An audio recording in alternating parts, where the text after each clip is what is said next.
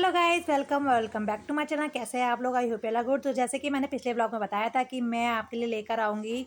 Ready होने के बाद हम लोग बरगद की पूजा करने गए थे, तो हमने वहाँ पर कैसे कैसे पूजा की, तो मैं ब्लॉग लेकर आ गई हूँ। पिछला ब्लॉग काफ़ी लेंथी हो गया था क्योंकि उसमें मैंने खाना क्या क्या क्या बनाया था और कैसे कैसे थाली तैयार की थी और हम लोग मतलब कैसे रेडी हुए थे वो बताया था। इस ब्लॉग में आप देखेंगे कि हमने कैसे बरगद की पूजा की।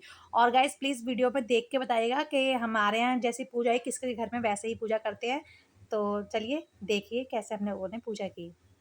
सो गाइस पहले हमने जो है हल्दी जो हम लेके गए थे घर से उसको घोलकर उसके हमने 7 थापे लगाए बरगद के पेड़ पर। 7 या 5, 11, कुछ लोग 12 भी लगाते हैं, मतलब जिसके घर जैसे जैसे होता है।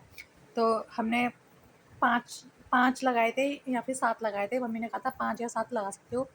तो हल्दी के थापे लगाए। कुछ लोग ना इसको एप्पल भी कहते हैं, जैसे कि ना इसमें चावल रात को भिगो के पीस के हल्दी को घोलकर इसका एक एप्पल तैयार करते हैं फिर लगाते हैं। बट हमारे यहाँ ऐसा मतलब ज़रूरी नहीं है, बनाने को मना भी नहीं है, लेकिन हम लोगों ने सिर्फ हल्दी घोलकर उसको करा था। उसके बाद फिर हमने जितनी बार एप्पल मतलब हल्दी का लेप लगाया बरगद के पेड़ पर, उतनी ही बार हमने सिंदूर यानी कि जो तिलक बोलते हैं, सिंदूर बोलते हैं, वो चढ़ाया बरगद के पेड़ पर। क्योंकि बरगद के पेड़ पर सावित्री जी, गौरा माँ का वास होता है, तो हमने उस पर वो चढ़ाया। और फिर उसके बाद हमने मतलब जो भी हम सामान लेके गए थे, चावल, रोली, टीका वगैरह सब कुछ हमने उसको चढ़ाकर दिया जलाया। और मतलब ऐसे ही करके ना ये जो हम सिंदूर हमने चढ़ाया ना, और लास्ट में वो सिंदूर हम उनसे इसी सिंदूर से, बरगद के पेड़ के सिंदूर से ही मांग भर लेंगे। मतलब ऐसी कामना करेंगे कि जैसे सावित्री जी के सुहाग को अमर होने का जो वरदान दिया था, वो वैसे हमारे भी पति को अजर अमर रखा जाए और वो स्वस्थ रहे, खुश रहे। तो यहाँ पर सभी लोग मतलब हम लोग ना, अब आपको वीडियो में दिख रहा होगा कि हम ही 2 जने हैं, लेकिन नहीं ऐसा नहीं है। यहाँ पे ना 2 या 3 औरतें और थी बस, ज़्यादा लोग नहीं थे क्योंकि कुछ लोगों के घर ना अमावस के दिन ये पूजा होती है, वट सावित्री की। लेकिन हमारे यहाँ ना बरसाती की जाती है, मतलब जो उसके 7 दिन बाद आती है। मतलब मेरे ससुराल में बरसाती की जाती है। तो फिर उसके बाद हमने पूड़ी पर ही अपने गुलगुले रखकर उस पर लपसी रखकर चढ़ा दिया, यहाँ केले चढ़ा दिए। और वीडियो थोड़ी ख़राब सी बनी है तो उसके लिए माफ़ी पहले से ही, क्योंकि एक बच्ची है जो वीडियो बना रही थी, मैंने उसको कहा था थोड़ा बहुत बना लेना बेटा, तो उसको जैसा भी आया उसने बनाया। उसके बाद ये जो माला है हम हमारी साथ मम्मी ने बनाई थी। पहले हम ना इसको सातों की सातों को बरगद पे चढ़ा देंगे। उसके बाद जब हम पूजा वूजा करके घर जाएंगे तो हम इसमें से 6 माला निकाल के जो अपने हमारे घर के सदस्य हैं उतनों की माला ले जाएंगे। बस एक माला जो बरगद की होगी वो उस पर चढ़ी रहने देंगे। तो यहाँ पर मैं माला चढ़ा रही हूँ। उसके बाद फिर हम अपनी पूजा को कंटिन्यूसली करेंगे और भगवान से मतलब अरदास लगा रहे हैं कि भगवान जी हमारे सुहाग को हमेशा स्वस्थ रखें, खुश रहें। फिर यहाँ दिया दिखा रहे हैं हम लोग।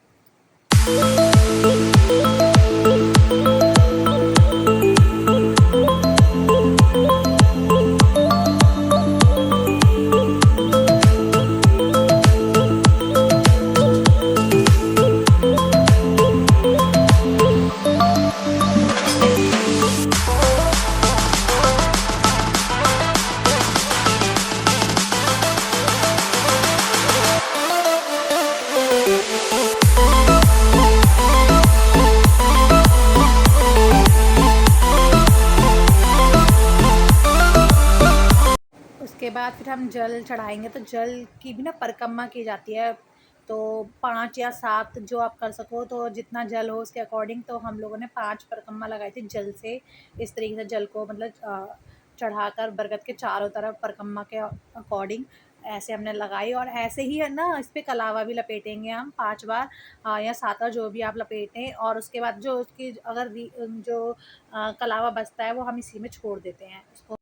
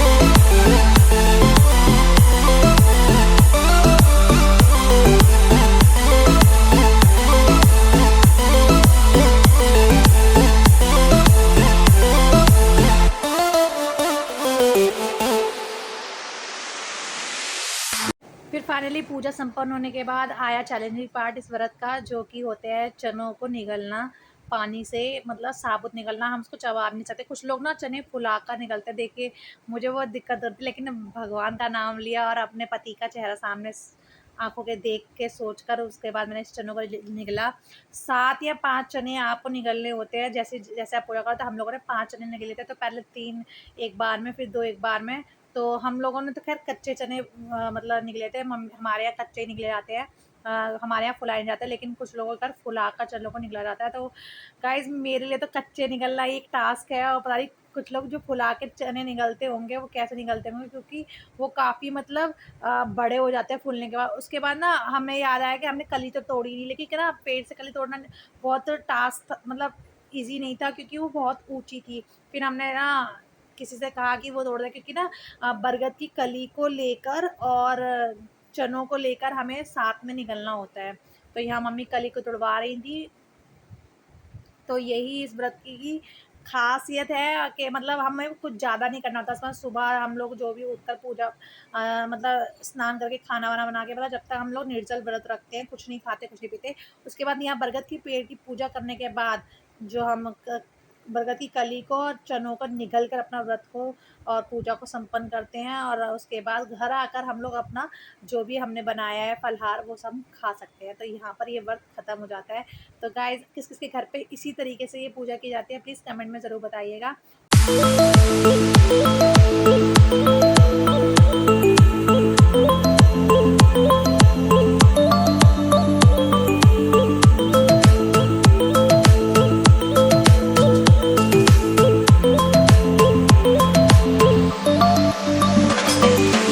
हो गया? हो गई?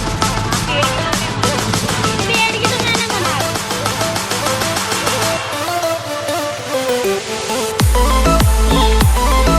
क्या टोक रहे हो?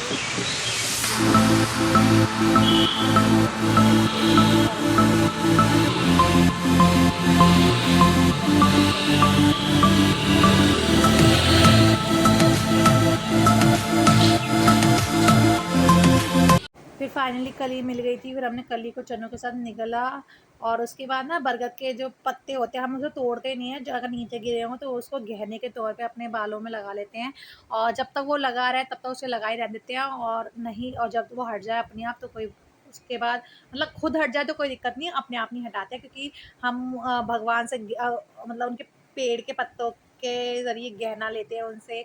और यहाँ पे जब हमने तिलक लगाया था, मैंने आपको शुरू में बताया था, उसको हमने अपनी मांग में भर लिया ताकि हमारा भी सुहाग अमर अजर रहे। तो माता रानी सबके सुहाग की रक्षा करे। और फिर एंड में अपनी गलती को, भूल चूक को, जो पूजा में हमसे श्रुति हुई है उसको क्षमा मांगी, और उनसे आंचल फैला के भीख मांगी कि वो हमारे सुहाग की सदा रक्षा करे, हमारे व्रत को पूरा करे, हमसे जो कोई गलती हो गई उस व्रत में, पूजा में, उसके लिए क्षमा करे।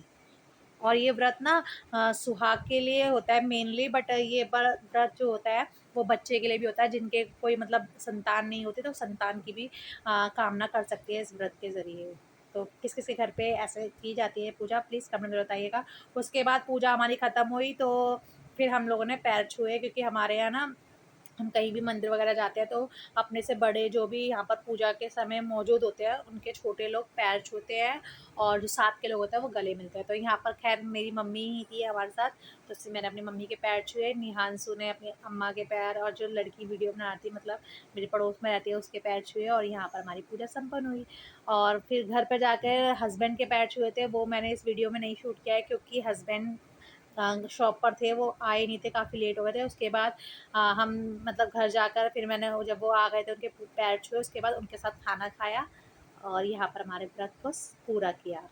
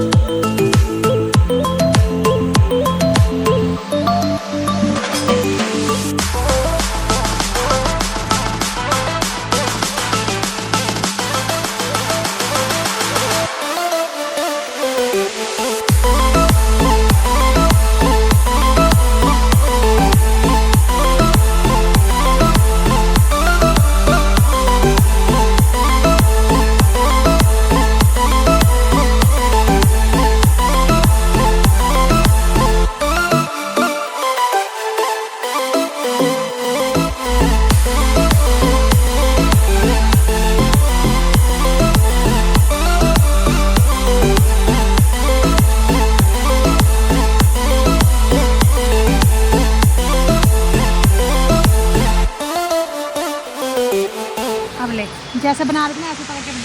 तो भाई कहाँ गया? मम्मी ले गए इसको।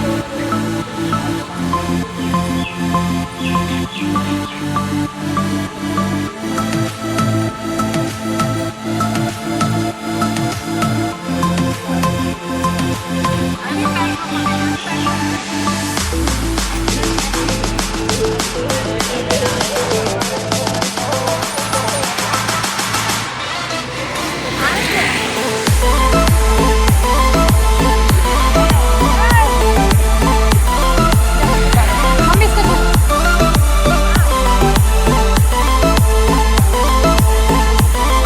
बाबू दीदी के पैर छूले।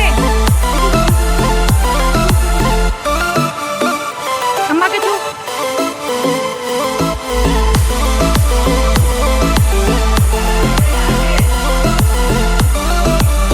ठीक है, गाइस तो हम घर पर आ गए हैं पूजा करने के बाद, और यहाँ पर अब मैं मम्मी को खाना निकाल कर दे रही थी क्योंकि मम्मी खाकर जाएंगी। उसके बाद मैं अपने हस्बैंड का वेट कर रही हूँ ताकि मैं उनको दिखा सकूँ कि मैंने उनके लिए कैसे तैयार हुई, उनको मैं कैसी लगी उनसे पूछ सकूँ। तो वीडियो अच्छी लगी है तो लाइक करें, शेयर करें, सब्सक्राइब करें चैनल को। और जो लोग नए हैं मेरे चैनल पर, जिन्होंने अभी तक सब्सक्राइब नहीं किया है, वो जल्दी से जाके कर लें ताकि उनको भी ऐसी वीडियो पूजा से रिलेटेड और अच्छे अच्छे कंटेंट मैं लाती रहती हूँ अपने चैनल पर। और अगर वीडियो थोड़ी सी अच्छी लगी, हेल्पफुल लगे तो मेरे चैनल को सब्सक्राइब कर ले, लाइक करें, शेयर करें फैमिली और फ्रेंड के साथ। Okay then, till then, bye bye.